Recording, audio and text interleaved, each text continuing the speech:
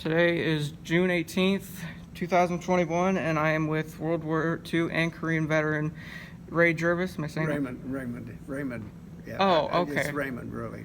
Oh, okay. So I was just- told it was Jervais. Yeah, it's Jervis, but it's Raymond. Oh, okay. Now, Yeah. where did you start training? Great Lakes. Yeah, Great Lakes. What year did you start? 1944. Okay. How long of training? I think it was 12 weeks, I think. Yeah, 12 weeks, I believe it was, yeah. And you were training to be infantry? Well, just boot camp, Navy boot camp. That's so you learned everything. That not everything, but they give you the basics of what would happen aboard ship and stuff. Okay. Yeah. So when did you stop end training for Well, just boot camp? After I left boot camp, I went into advanced training for amphibious forces in right outside of Norfolk. Yeah. How long training was that? About a month. Well, I was months with the Marines and 2 weeks with the Army. Okay. Then we picked up our ship, our LST, out of Jeffersonville, Indiana. After we left there, we went up to Great Lakes for more gunnery practice with the big guns.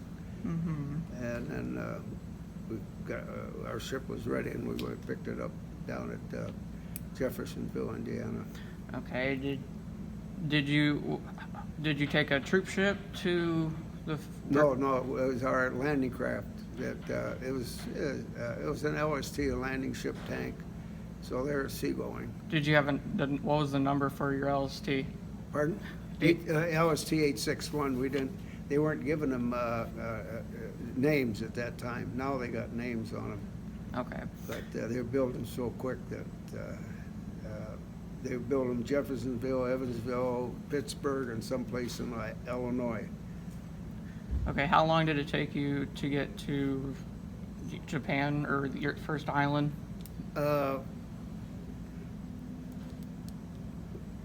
Well, of course, we headed down through the canal zone and up around Frisco and picked up some barges that we had on the side of the ship.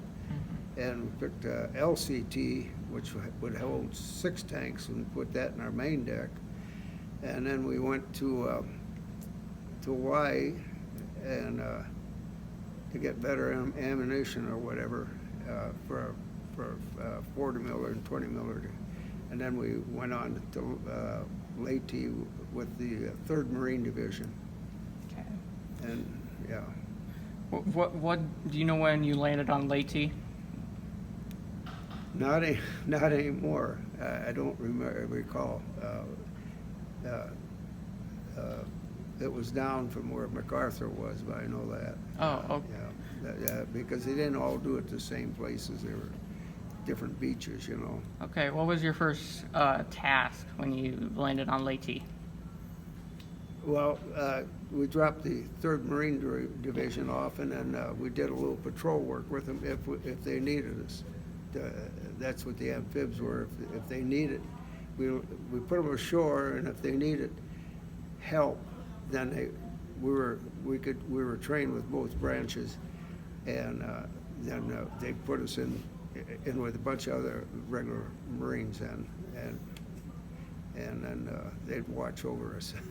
How long were you on Leyte?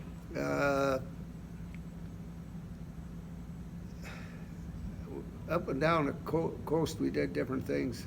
Up and down the coast. Geez, I really don't know exactly how long anymore, because we were flagged and we weren't allowed to calendar. All we had was a number system across there. Now the older guys that were married and all that, they knew it. We didn't even know what month it was, a day. They just had every month comes out, number 1 was in the same space. So in case we got caught, we didn't know nothing, see. And we couldn't give any answers. And what date and what time and all that. But yeah, and we hauled, one of our bad jobs was the Army trucks were getting, well, whoever it was, the trucks were getting picked off that were hauling gasoline from one part of Leyte up further towards the airport. So they had 3 LSTs go down and put 550-gallon high-octane barrels on our. So the trucks were getting attacked by the Japanese. Well, yeah, a few guys here or there. They were hideouts, you know, that were bypassed or something, you know. It wasn't really organized, but you take 1 or 2 trucks and stuff like that. But yeah, we hauled that up way up north and went up some river and dropped them off. Do you know what battalion, regiment you were part of? I got the books at home, but no. Commander Stringer was our commander, and he was out of the submarines, and he had actually eventually wound up with 60 LSTs under him, so he was up pretty big. Yeah, and as far as that, that's about all we did in Leyte. Was we got ashore occasionally. What you landed on Leyte in what month of? Was it in October time? It had to be October. It had to be October and something like that. Whenever, when they put the 3rd Marine Division on. Yeah. Okay. Did you ever have to worry about the Kamikazes? No, because we had pretty good cover, air cover, and they weren't really interested in us. We were so small. I won't say they weren't interested, but they'd rather go after cargo ships or troop ships, you know. Mm-hmm. And we were 100 yards long, 50 feet wide, and we carried tanks and all this and that. But at Okinawa, yeah, I mean, it was free picking there, I guess. But they went after the fleet and the big troop ships, you know. Where did you go after Leyte? We went D-Day at Okinawa, April 1st, 1945. They didn't, Easter Sunday. Oh, they didn't. Your ship never helped with Iwo Jima? No, Iwo Jima was going on when we were probably on our way to Leyte. Yeah. Oh, so this was 1945 when you got to Leyte.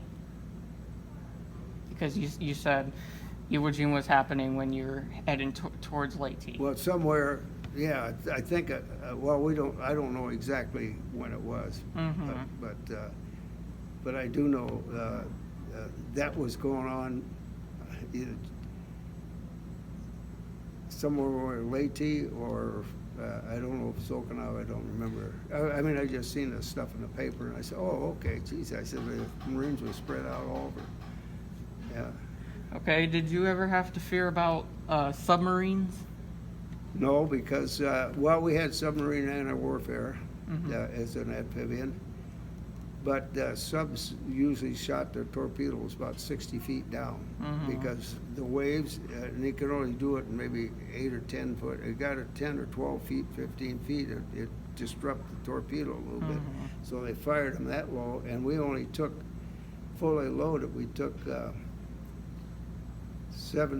5 feet forward and 11 aft. So that's not, 5 feet is my height and 11 feet is that wall, that's all. So they'd pass right under us. But we did have on our ship degaussing, which was when a torpedo was set to run a certain direction. If it was set to run south and a magnetic would be opposed to it, we'd be going a certain direction, and these cables, the British came up with it, evacuating Dunkirk, that the mines, it set up a magnetic, and it wouldn't trip them off. It was just electrical stuff, wires that they hung on the side of the ship. But we didn't have too much to worry about it. But a couple of LSTs, I did see one go down. I got hit by a torpedo. It was a heavy storm. Mm-hmm. And they're probably trying to shoot into the convoy because the expendable ships were out on the edge, Mm-hmm. the cheaper you were, the further out. And then you got your troop ships and your ammunition ships. So they're, you know, it's pretty hard for the torpedo to get into your really convoys and stuff like that. Okay, tell me when you arrived to Okinawa, what did you had to help the troops go onto the beach? Yeah, 77th Army Division, Yellow Beach 3, at just a couple hundred yards to the right of Naha River. Yeah. Did you, when you were in Okinawa, did you see planes get attacked by kamikazes? They were mostly on the far side of the island, Mhm. even though we did make a lot of smoke at times to cover us up, you know. And but the what do they call it? The Navy destroyers, which they lost 45 of them protecting that island. They were Mhm. 20-mile range, 60 and 80 between there and Japan. And we lost 5,000 sailors, twice as many as the Pearl Harbor, but just protecting that island. And they were just loaded with all kinds of. They didn't have any of their depth charges anymore, anything. They just had weapons, 50 caliber, 20 caliber machine guns loaded the whole deck. And but we still lost. The kamikazes tried to take them out. Did you ever step on the island of Okinawa? Oh yeah. I was on. Oh yeah. Did you ever get shot at? We were up pretty close to the front lines, and then they sent us back. Yeah, but no, I've seen where the trucks, monsoon season and stuff, where the trucks were right down to the frame, and they'd have 6 of them together, and they'd push up, and the wheels would spin, and then when the first one got over the top, there was a huge chain, as big as your thumb, the lengths were, and it was about 10 feet long, and he'd get over a little more speed, and then they'd pull each other up, and then they go boom, boom, boom when they, because they, yeah, so you jump on them some way to, they used to tell you, well, the Army guys were used to it, Mm-hmm. and they told us when to come in, okay, come now, and jump up. What kind of weapon did you carry? Well, we carried, actually, they'd only trained us with a 45 or a Thompson. Oh. And as far as that, because we never hardly ever used a rifle, and when they needed us, it was close quarters, you know, because I trained rifle boot camp, but and that was a bolt action World War I. But as far as us guys, we weren't, you know, we wouldn't have been real good, you know, at a rifle. So they just we carried a 45 or a Thompson, Mm-hmm. and that way, when you have to do that or shotguns, it was bad. When did you first encounter like a Japanese soldier? Well, well, alive over. We took after the war was over. We took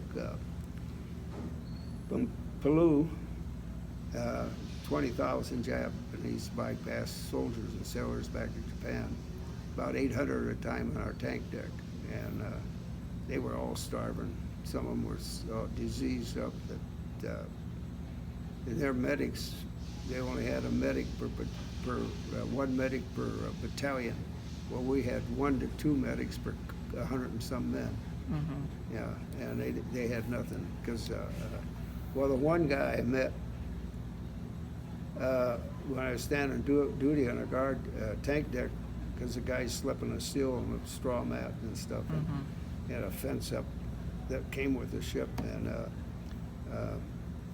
there were 2 gates, one on each side, and their medic had a medical call. They always had me on medical call, and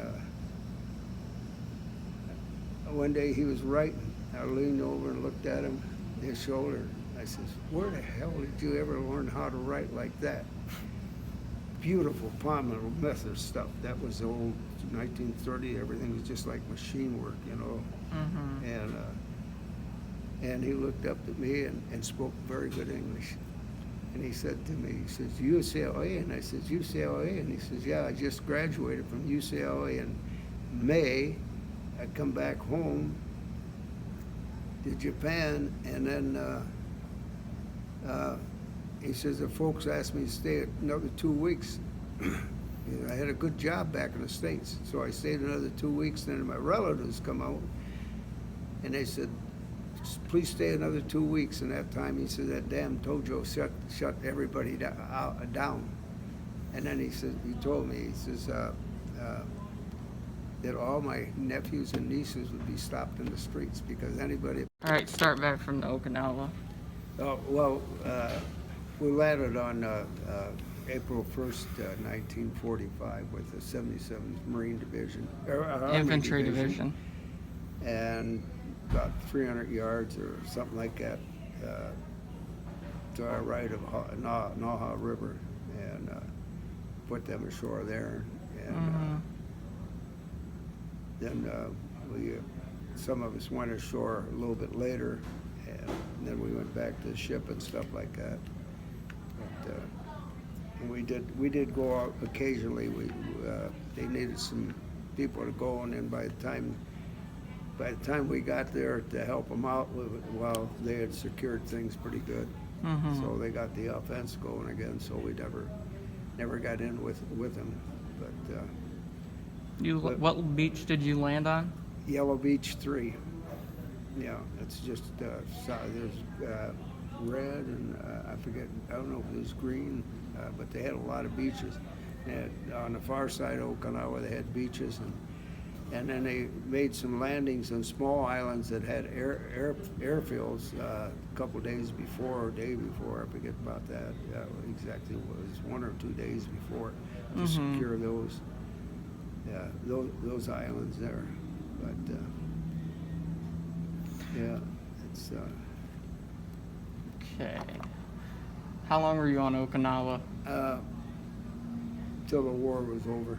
Yeah, probably 3 months, I suppose, and then we started to do different things and transport guys down to Peleliu or out of Peleliu, 20,000 Japanese, and some were officers, some were wives, and the guys were. A lot of them were just starving to death because they stripped the jungles of food because they had no ships to get stuff to them, and it really made it hard on their natives. And the natives were a bunch of healthy people in Peleliu there. I get mixed up. Peleliu is down by East Timor, Indonesia, and Peleliu is now it's I guess a great resort. But when we went in there to pick these people up, they had to have Japanese pilots because that's where, not flyers, but pilots to take us in. It was so shallow, and you could get in there. We got in there when the water was down because we could see those coral mushroom things growing. But when the Japanese fleet hit in there, then it was high water, the tide was in, and they had pilots to take them in. And then they had pilots that, when we left, they had their Japanese pilots took us out, but they had an airfield on there too, and a single airfield. But yeah, and that's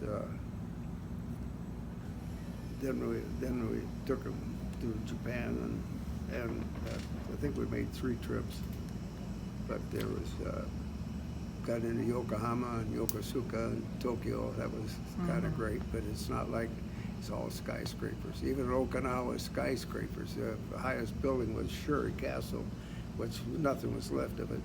That was the Japanese Naval Academy, and that was like 2 stories, maybe 3 at the most. Did you hear Shuri Castle burned down a couple of years ago? Yeah, that's the second. They rebuilt it, and I think the storm crashed the one up. It's made of wood, and then they built another one, and now they're talking about making a stronger one. But the Okinawa people, like the guys were like 4'2" or 3", and the women were about 4 foot. And they were great people.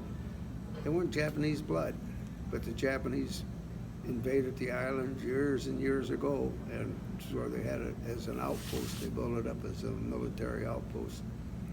So there's a difference, and the Japanese, they treated those small people like they had goats and different things, like children, you know. But then they made them go into the military when we landed. So they had about 100-some thousand, and they were so scared of us that they would slit their own kids' throats and kill our kids right there, just like he's cutting a chicken head off. And they had so much stuff. So finally,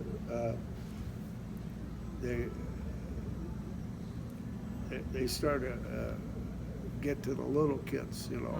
They were hungry and stuff, and they'd eat a candy bar, and I guess they'd throw it to them, and they go like that, you know. But then finally the kids say, okay, throw it back and eat it, and then all of a sudden that started to change things a little bit. But they were deathly scared, and what we were supposed to do. Yeah. After Okinawa, were you preparing to go for the invasion of Japan at all, or? Oh yeah. I know where we're going. Where were you at when were you still Well, in Okinawa, but I know where we were going to invade. The Japanese had about 5,000 planes left, fighter planes, but they had no pilot. The pilots could take off and land, but they were not fighter pilots. You know, just like you and I knew how to get it, and they were going to use it for bombing and strafing the cargo ships, not the fleet. They're going to leave them alone, and their plan was to resist as much as they could. But once they got in there, anybody 10 years old or that, and older would be handling a gun, men and women. Then they would try to knock out the cargo ships and stuff, and the food supply, and then they would do their counterattacking.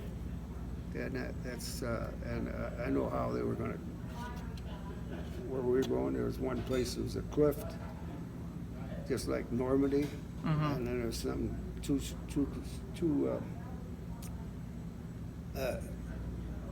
two outfits were going down here, you know, a few miles down the road into here, and then there was nice landing stuff there, and a few more waves were going here, and 3 waves and 2 waves. Well, actually, the ones at the cliff was diversionary, because and they had it fortified up there because it was higher and they could shoot further that way, you know. And their thing is, if the guys down the way of several miles or whatever it was, were it was a real, and they had some waves going in all the way around the island, and it's a big island. What do they call it?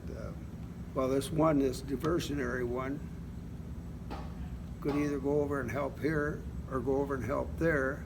And if these guys were getting knocked off the beaches or couldn't, then these guys would actually go in to draw more stuff over here, say from. So just screw the Japanese mind. You know, transportation. So it messed them up a little bit. And that went on. It was just a light thing. It was just the Japs probably thought we were crazy to go up the cliffs, but they didn't have to.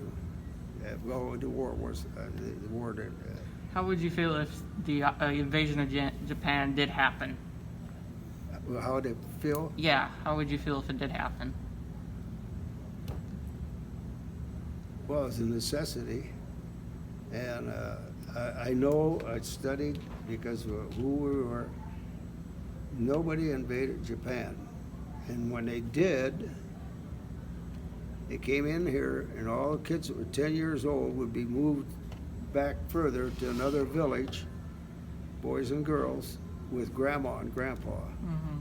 And if they come up to that village, all those 10 and 12 years old would go there.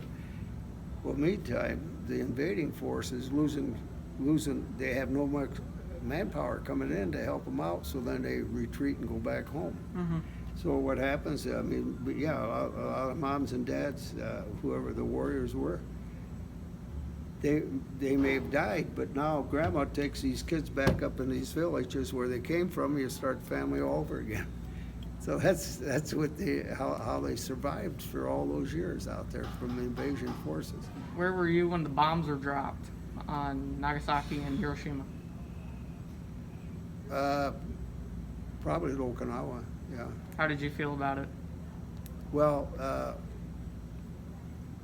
we was bewildered. We was hoping that when we had first word of the first one, because they kept it secret from us too, see? Mm-hmm. And we said, well, maybe they'll wake up. All the guys were saying they ought to drop one in Tokyo Bay to make a big splash. You know, not on Tokyo City itself, but that bay is big. Yeah. Let her go down the bottom and let that water mushroom rise and let everybody see it. I mean, that was what us guys were thinking, you know. We didn't, it's amazing that we're thinking of doing that instead of dropping and killing the people, just let them see that gusher. Where were you when Pearl Harbor happened? I was in the Colfax Theater. At 1:15 or so, the lights went on, the drapes went closed from the screen, and the guy comes out and announces Pearl Harbor was attacked. How did you feel about it? We just like, wow. You were surprised? Well, we didn't know that much about politics and stuff, Yeah. because we only had the radios and TVs, or not TVs, but newspapers, and we weren't that inclusive on stuff. But yeah, we were saddened, yeah, naturally, and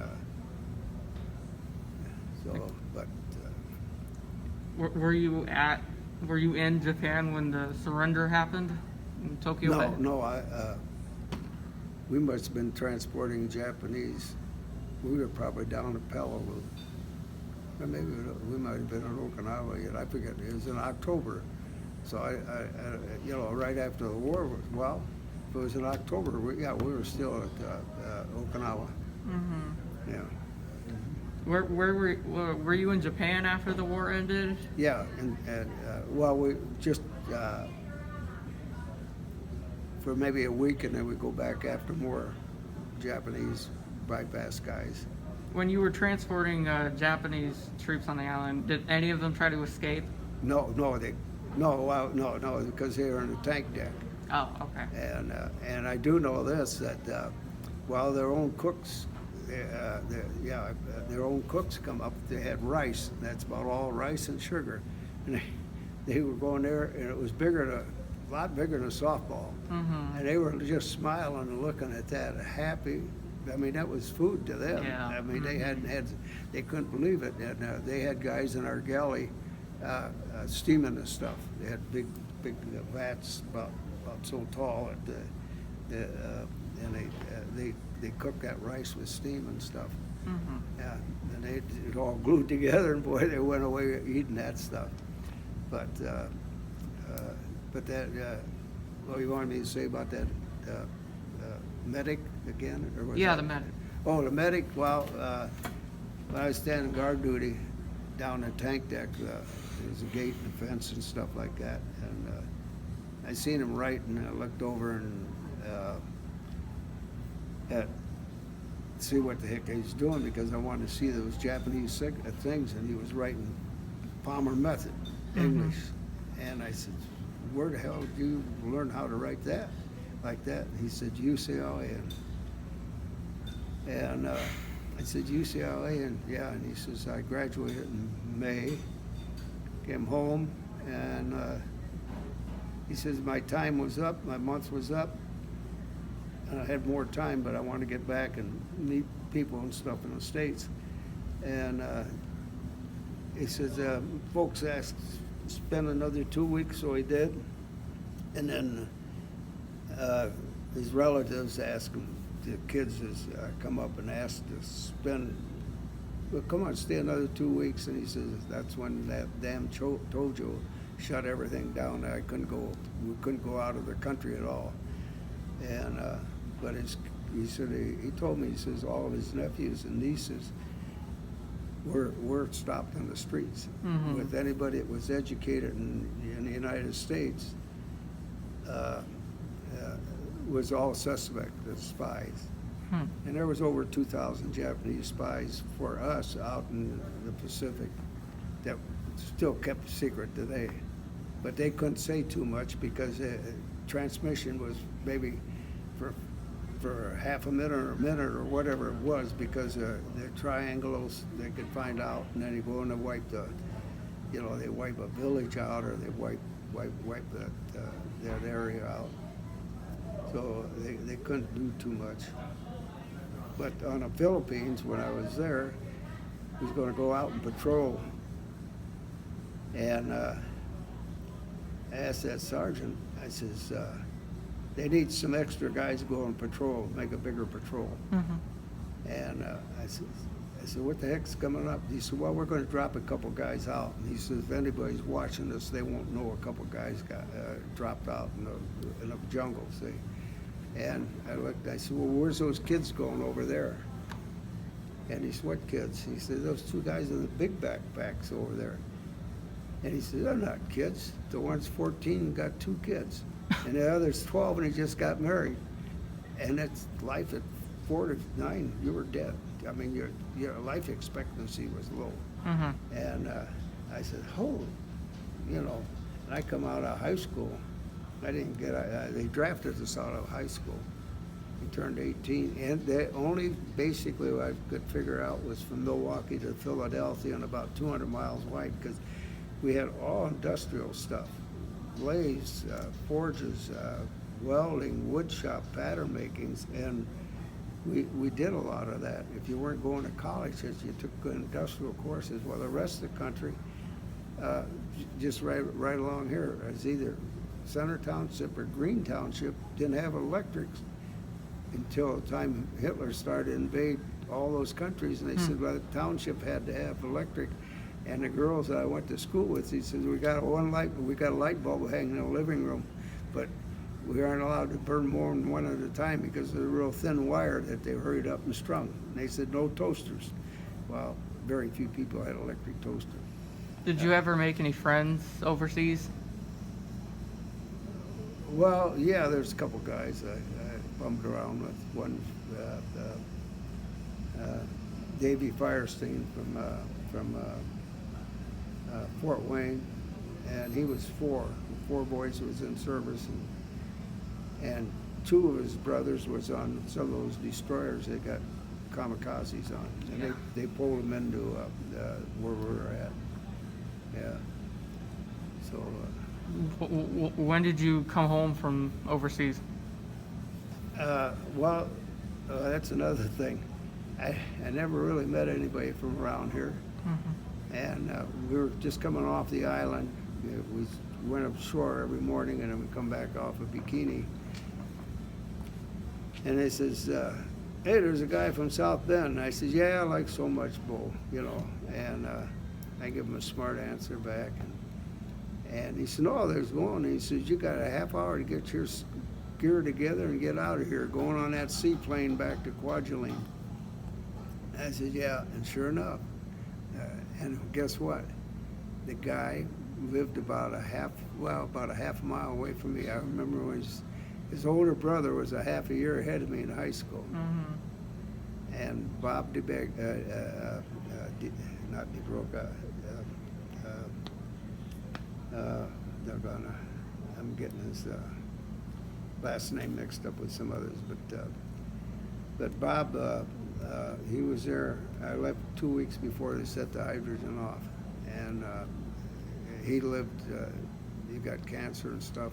I don't know what kind he had or anything, but he's 50-some years old. Yeah, Bob Ladega was his name. So I knew, and they had, they had a family of 5. Yeah, and yeah, that was something there. And then we went back to Kwajalein and weighed it, and we were supposed to fly because we were so late. We were supposed to get discharged in March, but guys were on Guam, just out of boot camp, going back home. So, well, they weren't, they had no experience. So basically, they'd have to learn. So they sent them guys early discharge, 6 months, while they kept us guys, and because we were experienced for one dang thing, and so many other guys were older guys that were, leaving, that had a lot of time. So, so they were going to fly us from Kwajalein to Hawaii, or maybe stops in between, but then to the States. But the ship, the guy that was head of that Kwajalein says, "No, I got a ship coming in 2 weeks, and you guys are going to stay here, or a week, I think it was, and to fill it up." And then we took small boats out there, and the guys that had their dogs with them, they weren't allowed to take their dogs, and so guys left their dogs behind. And I knew a couple of guys says, "No way, I'm not going there. This dog saved my life. I'm going back to the island." And another guy, he had a little dog with him, and because they weren't all big shepherds and stuff, and dobes and stuff like that. They were smaller dogs too. They were good detectors. And he started crying. I says, "Hey, what you got in that bag about so big?" And he says, "Taller articles and shorts and a couple of," I says, "Dump them out. Will he fit in there?" And he said, "Yeah." Dumped them out and stuffed the dog in. And nobody said, no list of men said nothing that when because they could see it all from the ship. And he got his dog back home. Yeah. What year or what month did you come back? That was in the June or July, 2 weeks before they set that thing off. Yeah, I'd say probably, end of July, because I think, 46? yeah. Then I joined the reserves when I got out, and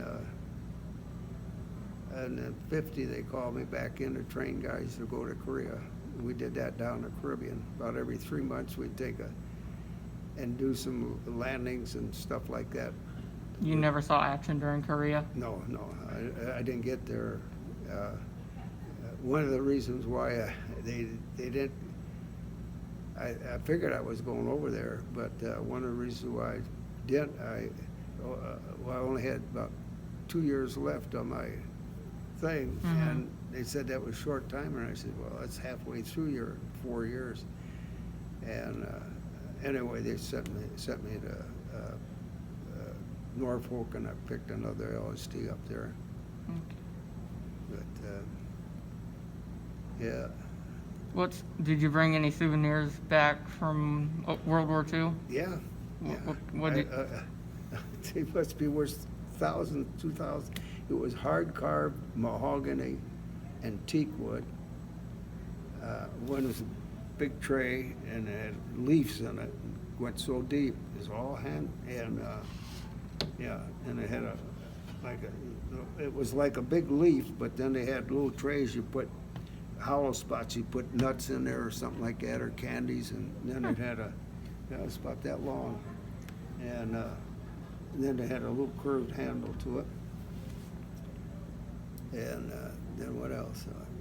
When I was in Japan, I bought a bunch of.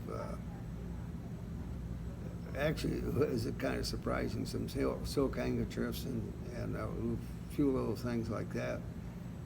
I think gave them to my sister, but they were rather expensive. I mean, we weren't really making that much money, but I was surprised that they cost that much over there. So, but you never brought back like a sword or flag? Oh yeah, Yeah, oh, I forgot about that, yeah. Oh, you probably.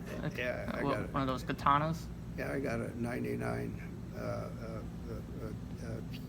It's a 32 caliber. 90, I forget what the... Type 99. Pardon? Was it the Type 99? Yeah, 99, yeah. Rifle. Yeah. It's got, well, they welded one of the, what do they call those, Saranthians or whatever it is, the Japanese, yeah, they welded on the, there was two of them on that, and, yeah. Oh, I think they welded on, I don't know where the heck, I have to look it up. Look it open, get it open. But yeah, they welded the emblems off because it's a disgrace to, you know, or they grind them off or weld them off. Or, I forget where the heck. The one I think the one in a barrel, they couldn't do it. But the other one, yeah, because it warped the barrel or something like that. Mm-hmm. There's the yeah, I think it was the top of the chamber, or a receiving chamber. So if you welded something there, it might not, the shell might not fit right. Okay. Yeah, forgot about that. Is that as much as you can think of the war? Well, yeah, we didn't, as 17, 18-year-old guys and 19, we used to look at the older guys. At times they'd go around, you know, today they're okay and they get a letter and something like that. And some of them are married, so we didn't have to worry about that. The younger guys didn't have to, I never had a girlfriend, so we didn't have to worry about a girlfriend. We didn't have to, and, but the younger guys that just got married and the older guys that got, your kids were graduating from going to high school prom or getting married and they're not home, and some of the guys were in there a long time, you know. And, oh yeah, I could tell you this about the Japanese when I talked to this medic. I says, you know, I says, some of those guys there look like I'm holding this damn Thompson. That I says, well, I'm holding this Thompson. It looks like they want to jump me right now, regardless of the damn what I had. Mm-hmm. And he says, oh, he says, yeah, I know why. He says, these guys, these old. I pointed out the guys that, you know, just stare at me like hell, and other guys give you a smile and stuff. And he says, those are the old timers. He says, they went into Manchuria, got the machinery out of Manchuria, took it to Japan, bricks and a whole bit, and they come home and they made babies. And then they go to, same guys go to Korea, come home and make babies. Then they go to China, come home and make babies. He said, that's a long time. And then they get shipped out to the islands, and they blame it on the Americans that they're out there not home with their family. So I mean, these guys were, you know, quite old, and I don't know how, but they were through a lot. So I could see propaganda-wise, but Honshu was Christian. That's where most Christians were, on Honshu, where they dropped Hiroshima and Nagasaki. That's where there were more Christians there, and there was some way up in Hokkaido, I guess. But but there was a lot of guys that now, like on a Bataan Death March, we lost a lot of guys. But the thing is, if a guy went down and a couple GIs tried to pick him up, and there's too heavy or too weak or something, and I was a private or corporal, and some sergeant says, shoot him. And I said, no, there was Christian. They believed, they were honorable, you know, they had some good race. He says, shoot him, and if I refused, they'd shoot me. They shot their own men. And that's why on the islands, they never gave up, because if they gave up and went backwards, they'd get shot by their own people. Wow. So what are you gonna do? Yeah.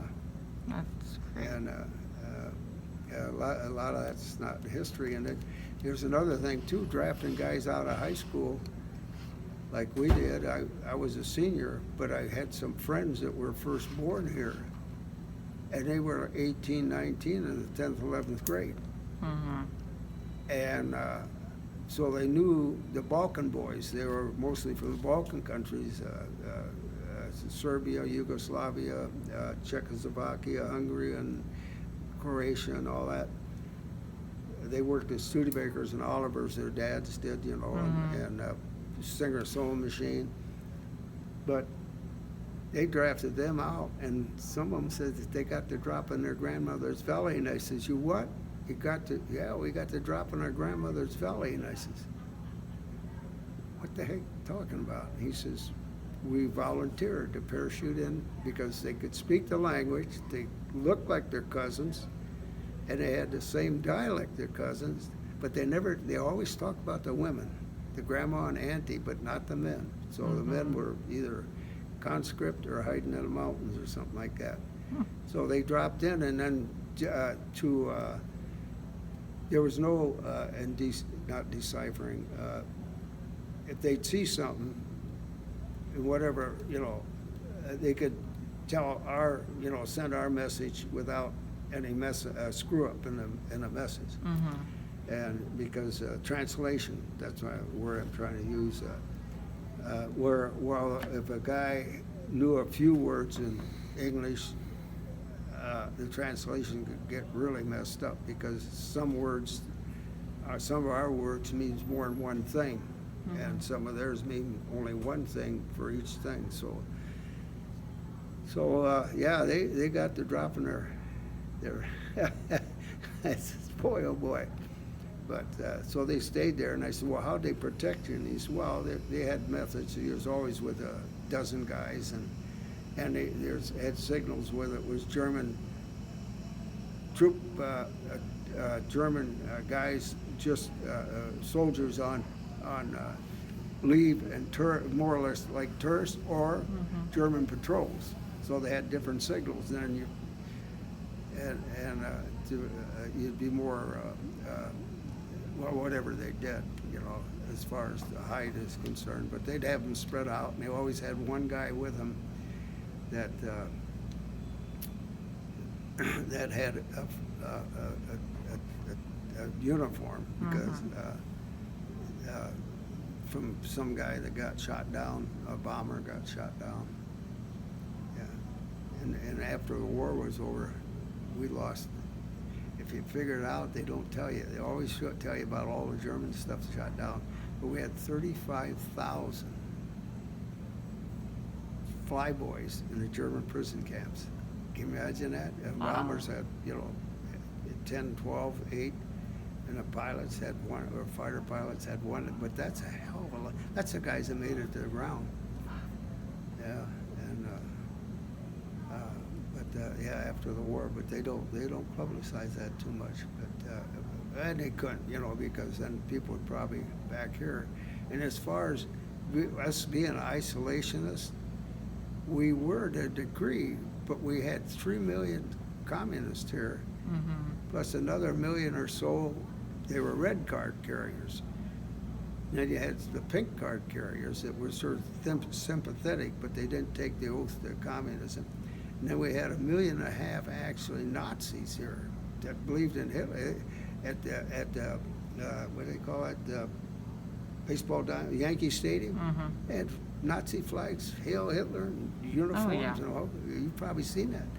So those guys didn't want us to go on war. So that's why one reason why we were sort of isolationists was the fact that they had, and they were organized. My dad wasn't organized. He just went to work, went to church, raised his kids, but he wasn't. He belonged to the Eagles or something like that. But they weren't organized, and so these other guys were all organized. So that was part of us staying out of the war for so long. Then Roosevelt got Lend-Lease and going and stuff like that. Yeah. So. All right, I think this is the end. Yeah. Well, it's all messed up, but that's. Well, thank you for Well- doing this. Well, yeah, I'd appreciate it. I've been putting this off for different people have asked me. There's a gal over in Elkhart, she's probably about 50,